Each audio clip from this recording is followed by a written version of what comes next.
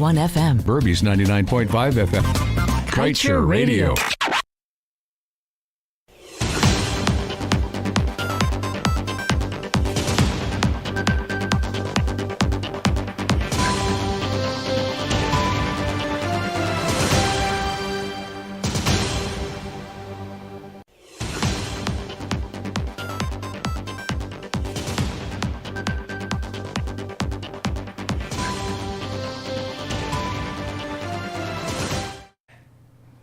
My name is Amrita Koshal, and this is your news at noon. With negotiations now completed, ESSO has awarded Netherlands-based SBM Offshore contracts to perform front-end engineering and design for a floating production storage and offloading vessel for the Yellowtail Development Project in the Stabroek Block offshore Guyana. ESSO, in fact, pursuant to the awarding of the contract, has since agreed to pay over an undisclosed advance to SBM Offshore to begin works. SBM Offshore is the company that built and is currently leasing to Guyana the first two FPSOs, Liza Destiny and Liza Unity, and is in the process of constructing a third FPSO for the Payara oil field in the Stabroek Block, Prosperity.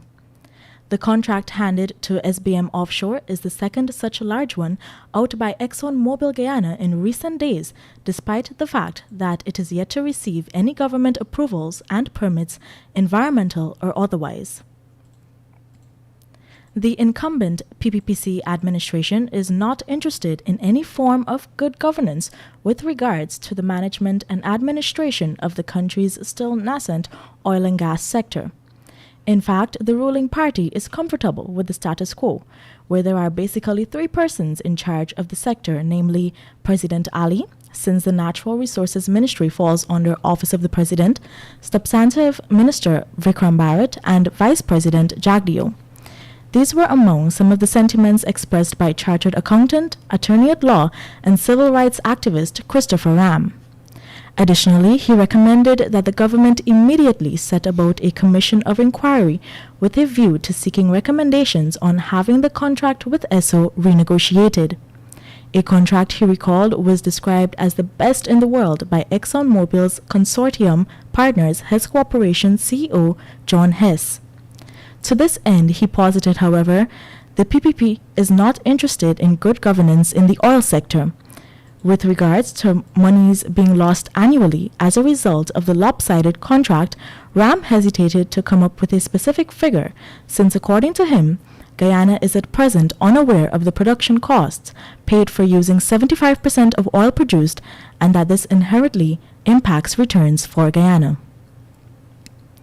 Regional engineer for Region 8, Lachman Singh, found himself in the middle of a quarrel between members of the Parliamentary Public Accounts Committee on Monday when he claimed that he was forced to sign off on documents for payments of projects which were unchecked and in some cases incomplete under the APNU-AFC administration. Singh claimed he was being victimized and feared losing his job for failing to comply with the directives of the regional administration when he was instructed to sign off on various projects. The projects were all flagged in the 2016 Auditor General Report for overpayments, unverified incomplete work, and in some cases no works were done at all. For that period, a budget of $248.2 million had been allocated to the region for maintenance of buildings and infrastructure. Leader of the opposition, Joseph Harmon, on Wednesday said he is now prepared to stand up to the international bullies to reclaim the rights of the Guyanese citizens, specifically with regards to the oil and gas sector. Harmon, during a virtual press conference on Wednesday, told reporters that the Vice President, Bharat Jagdeo's statements on the failure to audit the spending of ExxonMobil has to be one of the worst he has ever heard. He noted that it is never too late to conduct such audits, even as he called for the government to come clean. Harmon explained that he has been taking note of the locals, specifically Kaieteur News' publisher, Mr. Glenn Lal, who has not been sparing the government. Time check for you, 12 hours 11. We'll return with the news shortly after the break.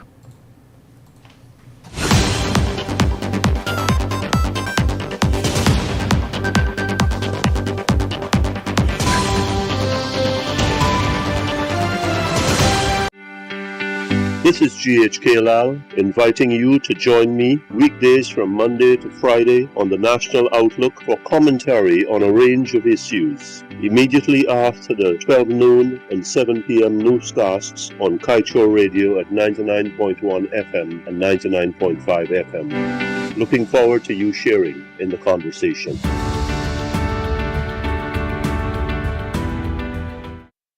Stream to win big this Christmas with a Digicel Prime bundle. The more you chat, watch, share, and dance to your favorite Digicel apps, the more chances you have to win thousands of Shade to Win prizes. Enter to win the grand prize of $5,000 US, a trip for two, or a Samsung Galaxy S21. We are all winners with guaranteed win days. Play along, buy a Prime bundle in the My Digicel to stream and win today with Digicel this Christmas.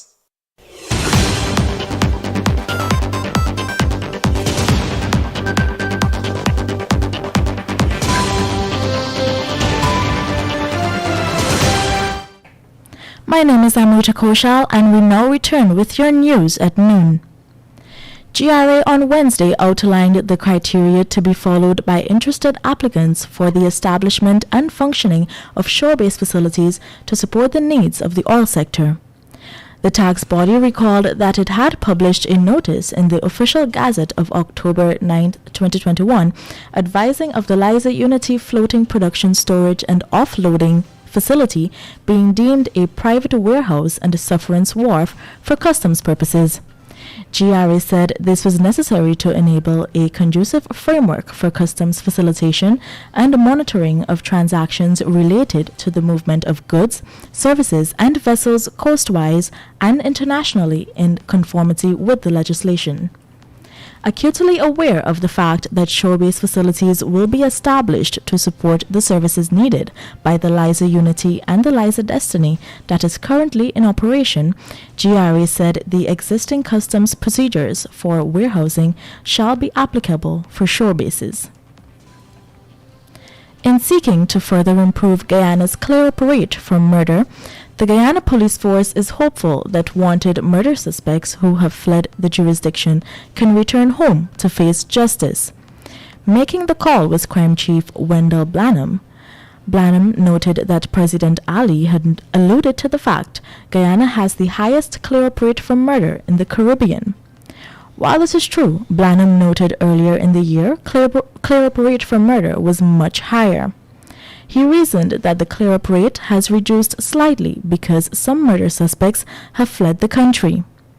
One such suspect is Shaquan Aline, also known as Iswi. Aline is the prime suspect in the murder of his girlfriend, Shawnette Dover, in April this year at his Canvas City, Linden, Region 10 home. The GDF recently received a contract to upgrade the Paramakatoy Health Center to a smart facility, but even though the project sum is in excess of $44 million, it did not pass through the state's procuring entity, National Procurement and Administration Board. This is according to the GDF. In response to a letter by a social activist, Ms. Audriana Thomas, who questioned what she dubbed as an unfair advantage the GDF has over other companies, the Defense Force said it does not participate in public bidding processes. In fact, the GDF said it is President Ali who wants the force to play a role in national development. The GDF noted that construction projects are not new to the organization, as ranks of the Engineer Corps have embarked on a number of civil work projects, including the drilling of wells in South Rupununi. In a letter to this newspaper, Thomas said that she was shocked that neither the Private Sector Commission nor the Chambers of Commerce questioned the award of the project. And now for your COVID-19 update.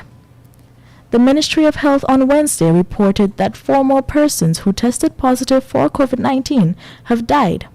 As a result of this, the country's COVID-19 death toll has moved to 965. According to the ministry, the latest fatalities are that of 3 unvaccinated persons and a fully vaccinated person. 83 new cases were recorded, bringing the total number of confirmed cases to 36,999. 20 patients were admitted into the COVID-19 ICU, 56 persons in institutional isolation, 1,988 in home isolation, and 9 in institutional quarantine. To date, a total of 33,970 persons have recovered from the virus. And now we return to your page 7 of the Kaieteur News, Blunt. No excuse can absolve government of this grave sin, was what one patriotic Guyanese said. We say that failure to audit the $9.5 billion in bills from Exxon is a profanity, a rank obscenity. It is government leadership vulgarity at its ugliest. In any other country, the vice president would not be allowed to keep his job. Guyanese, where are you? What is happening to all of you when these leadership failures multiply? My name is Amrita Koshal, and this was your news at noon.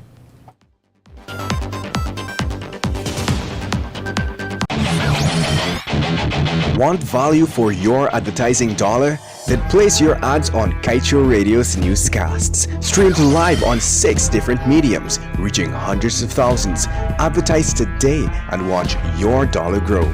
Call us on 225-8465 or 226-8210 today. It's very normal for me. But nevertheless, I'm asking if you are aware of the impact of